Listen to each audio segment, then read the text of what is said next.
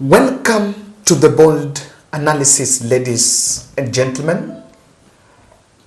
This photo you are seeing here is St. John's Baptist Chapel, built in by Mama Ngina. And today, Uhuru Kenyatta and Mama Ngina made the first public appearance, joint public appearance, since Uhuru left power, when they went to launch, attended the consecration of that church. It is built and funded by Mama Ngina herself, and I think in remembrance of Mzee Jomo Kenyatta. And it's politically significant because Kenyatta family for long has been receiving backlash, or rather attacks, from the crop of leaders in Mount Kenya that believe that despite the fact that the first family is rich, they've not been doing more for the society. So in this podcast, in light of this, of Uhuru Kenyatta's and Mama Ngina reception there, we're going to look at some 5 or 4 aspects, strategies that are propelling Uhuru Kenyatta back to Mount Kenya. Put a message to your leaders that, and one thing I've just realized, that the leaders from the Kenya North, the young people from the Kenya North, are coming out very boldly to tell off the administration, tell off their leaders about what's going on. And the more Kenyan young people will come up and start raising their voices, then we are going to be somewhere as a country. This is the first time Mama Ngina and Uhuru Kenyatta were making first joint appearance since Uhuru Kenyatta handed over power. And actually, the person who even tipped me, I didn't even know this event was going on because there was no information. There was no, they never sent any information about this. And someone is telling me that, Kevin, ile kitu nimeona, the way, is one member of this channel and was attending that event. Akaniambia, bana ile venye Uhuru amekaribisha Ichaweri, it's very overwhelming. And someone should not lie to you that Uhuru is not loved. Maniambia, that event, the mood in that event was very encouraging. And even people seeing the sight of Uhuru Kenyatta, you could feel that there was a sense of reprieve. Like someone who has already been suffering now gets some reprieve.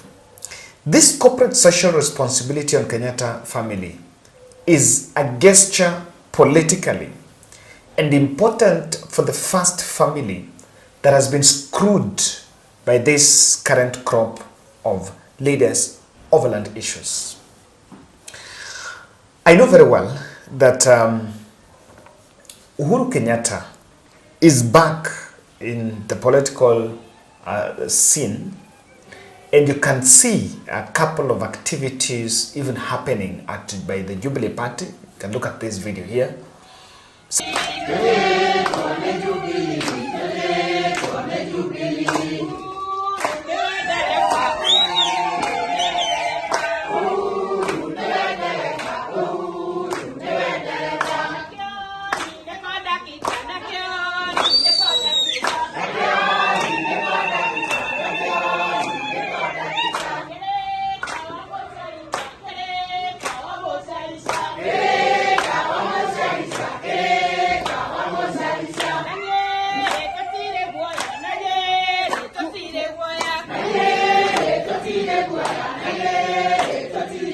Someone sent me this. This was yesterday, part of, I think, earlier this week, when Jubilee was doing some activation in Nyeri.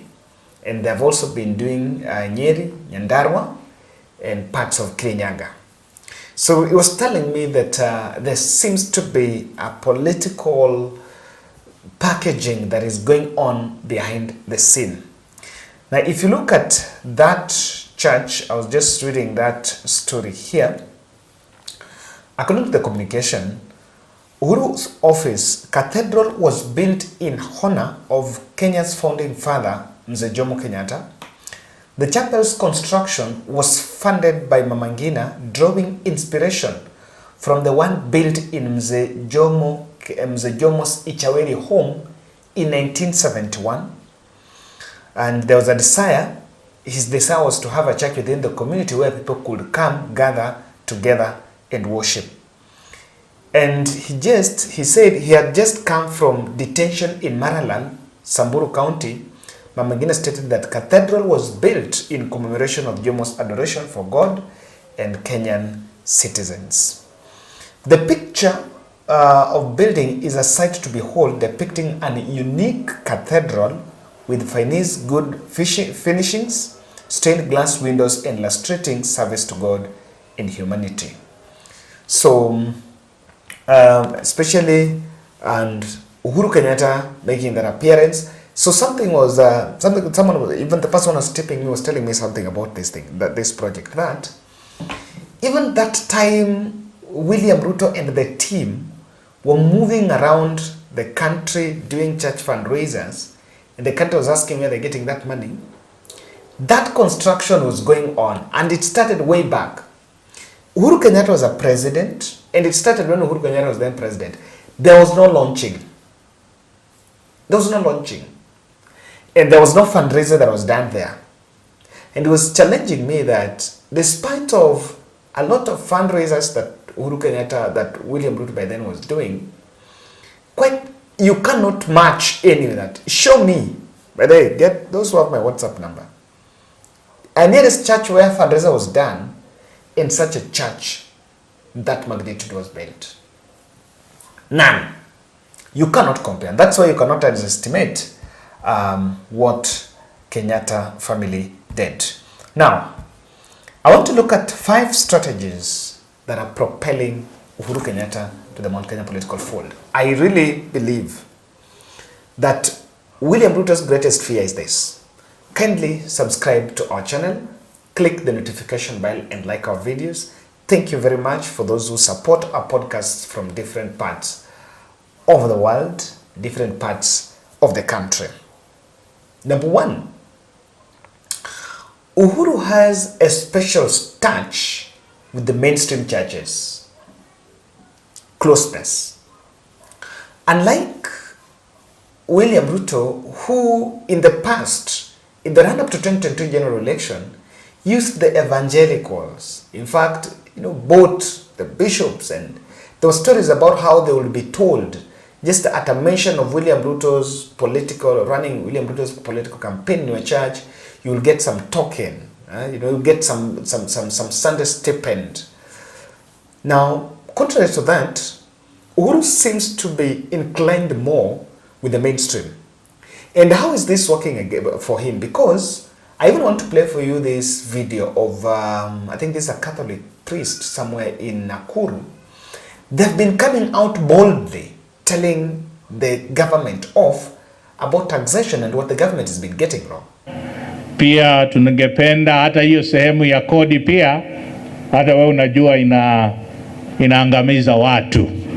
Tuweze kuangalia, ukienda kule ambia wale wakubwa kwamba ground haiko sawa.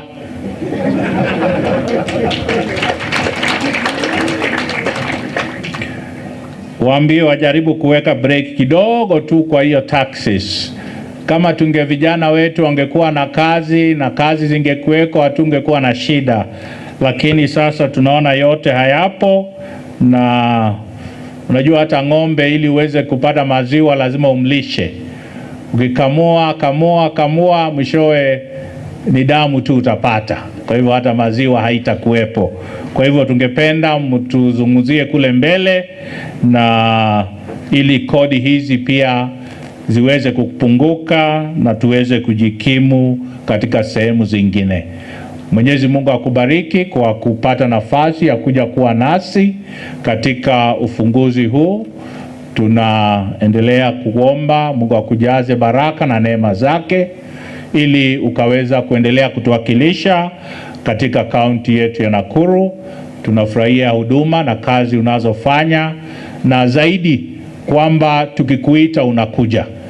Mara nyingi sio kuita kiongozi ili atupe kitu, ni ile tu kukuita tuweze kuwa pamoja, tushirikiane, kama tuna njaa tukule pamoja. na kama una kitu pia utupe tukule na wewe. So just get a snippet of this.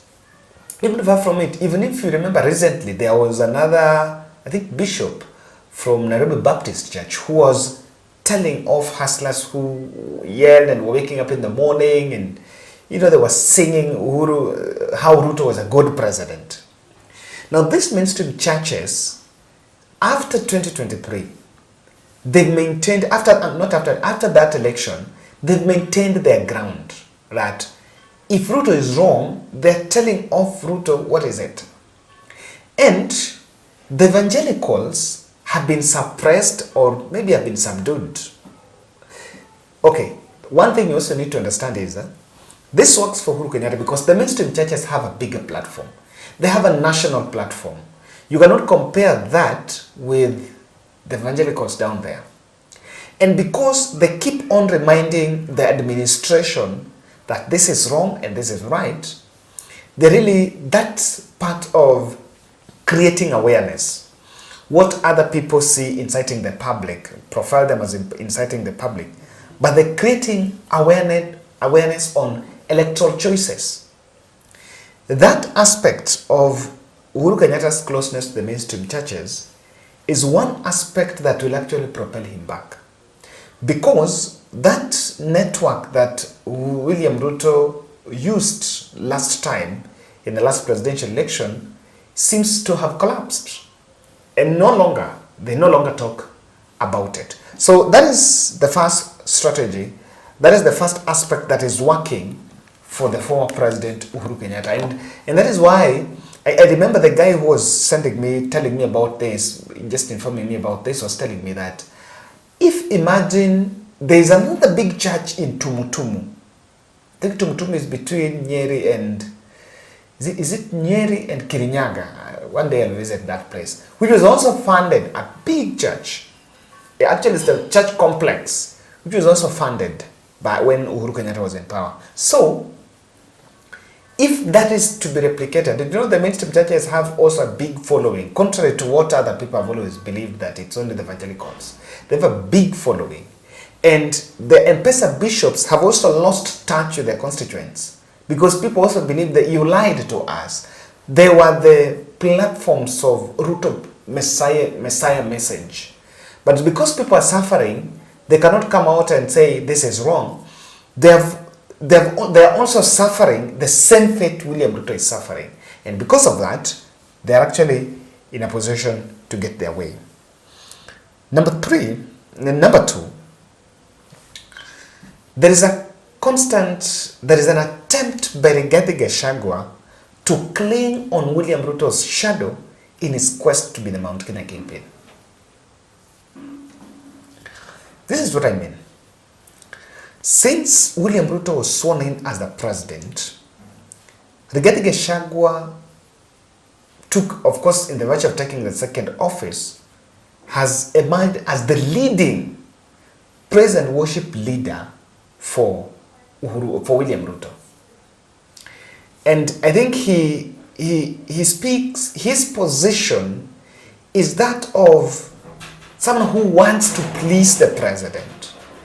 And he believes, remember when he's saying that William Ruto cannot achieve anything in the next 5 years, you need to give him his 10 years.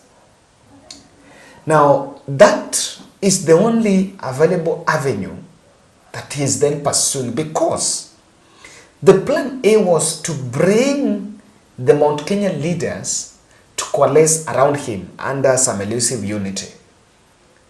But as we speak now, after, as things go now, he doesn't meet with Ndindi Nyoro. Ndindi Nyoro rarely attends events attended by Rigathi Gachagua without, when William Ruto is not attending. There was a latest attempt to bring the leaders of Mount Kenya together.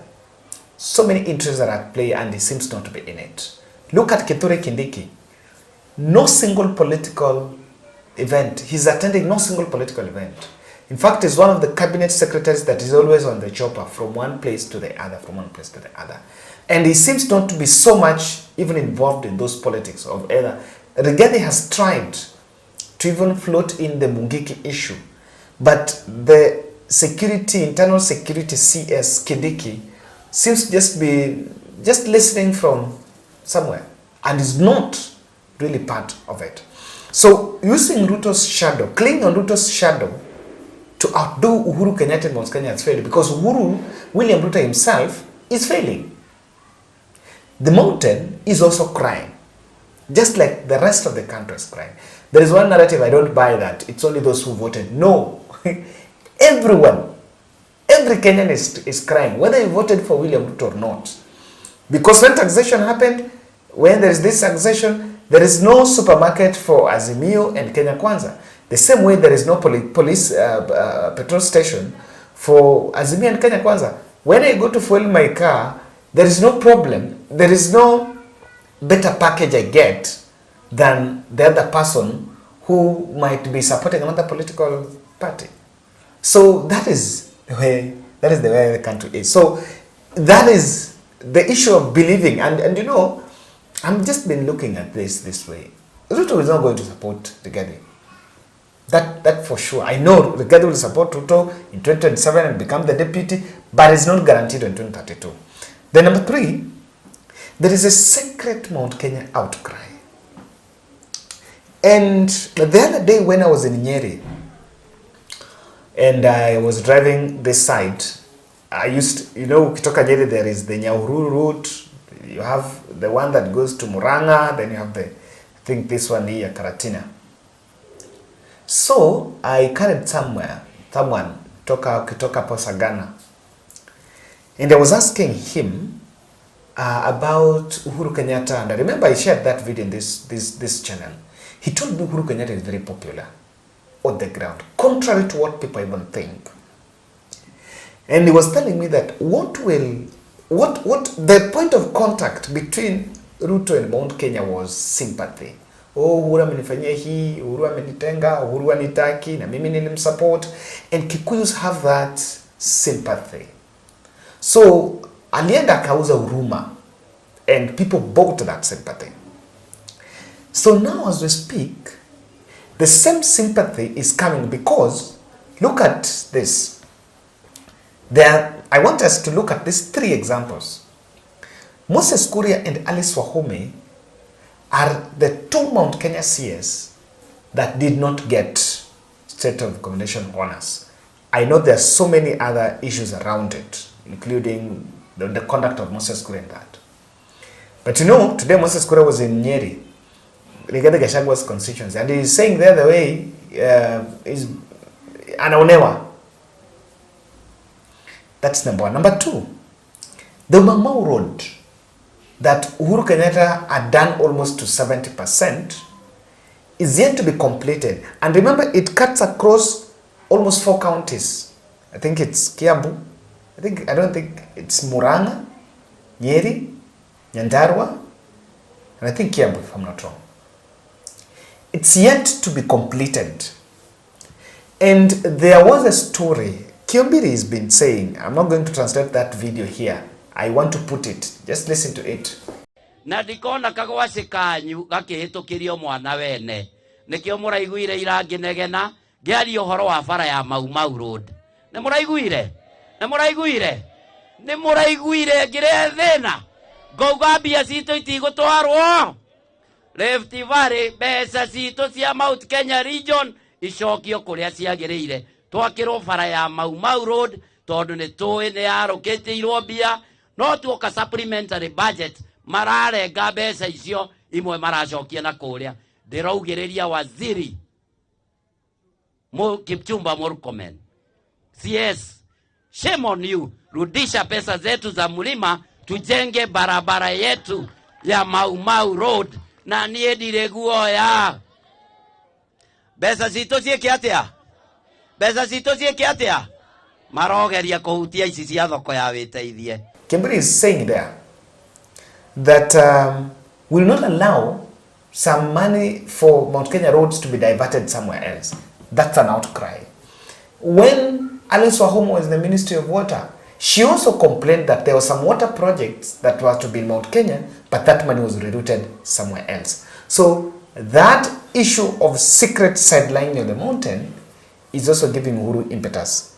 Number 3, which is the last, number 4, is the Jubilee grassroots activities. You cannot underestimate what Jubilee is doing on ground. And if they push through that front, it's going to be a very big headache for William Samoei Arap Ruto. Ladies and gentlemen, that is my take. Now, as I finish, something really shocked me, and I was so much disappointed. David D, a whole, Harvard material. There is a question that Pauline Njoroge asked yesterday.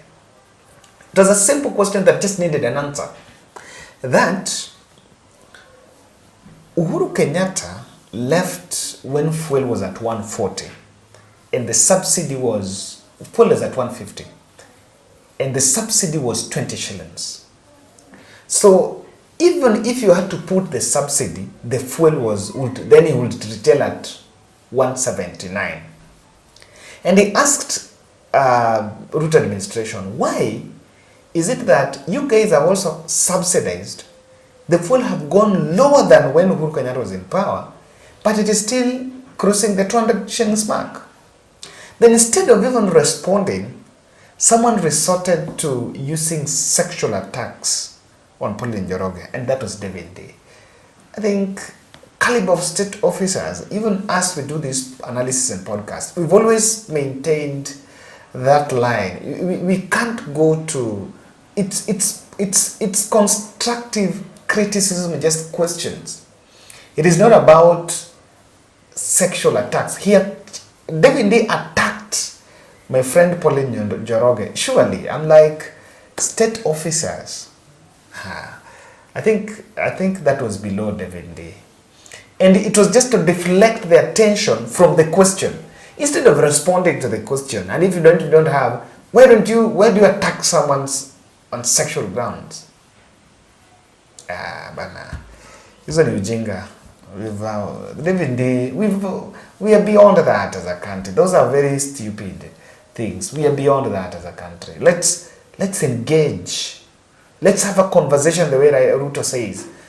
And Ruto asks questions. We also ask questions. And that's the environment we all create. Not that when someone starts asking questions, start insulting and abusing. No. That's not civil. Hiyo ni ujinga, David. Hiyo ni ujinga. Hapana hiyo.